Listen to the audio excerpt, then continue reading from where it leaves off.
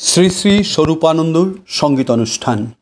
স্বামী স্বরূপানন্দ পরমহংসদেব প্রবর্তিত চরিত্র গঠন আন্দোলনের শতবর্ষ উদযাপনের প্রেক্ষাপটে শিলচর মালুগ্রাম ভৈরববাড়ি প্রাঙ্গণে এক মনজ্ঞ শ্রী শ্রী স্বরূপানন্দ সঙ্গীত অনুষ্ঠানের আয়োজন করা হয়। এই অনুষ্ঠানে বিশেষ অতিথির আসন অলঙ্কৃত করেন বরাক উপত্যকার দুজন বিশিষ্ট বাচিক শিল্পী অমিত সিকিদার ও মনোজ কান্তি দেব। আমন্ত্রিত ছিলেন দক্ষিণ আসাম সম্মিলিত অখণ্ড সংগঠনের কার্যকরী সভাপতি শ্রী জ্যোতিপ্রকাশ দাস ও ভৈরববাড়ি পরিচালন কমিটির সভাপতি শ্রদ্ধেয় কিশোর ভট্টাচার্য। শ্রী শ্রী স্বরূপানন্দ পরমহংসদেবের প্রতিকৃতির সম্মুখে দীপ প্রজ্বলনের পর অতিথি কর্তৃক পুষ্পার্ঘ অর্পণের মধ্য দিয়ে অনুষ্ঠানের শুভ সূচনা হয়।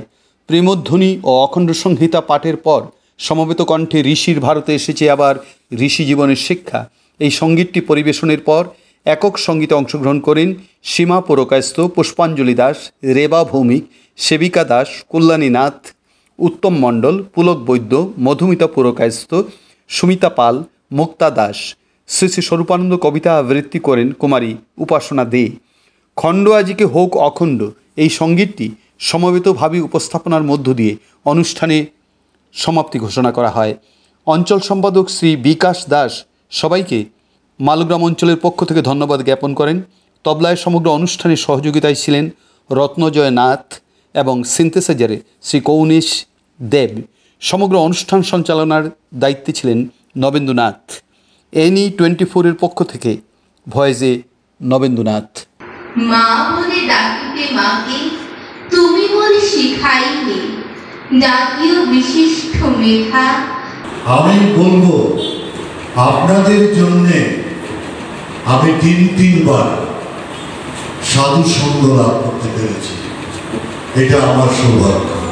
মনোজ যে কথা দিয়ে শুরু করেছে আজকে থেকে প্রায় 550 বছর আগে তুর্কি আক্রমণে যখন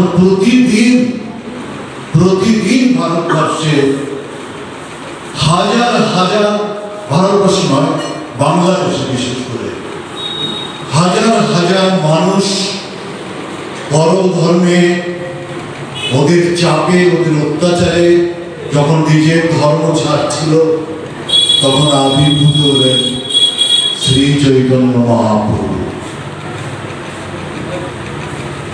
আগামী 300 বছর পরে সেই সময়টাকে তিনি দিব্য দৃষ্টিতে দেখছেন।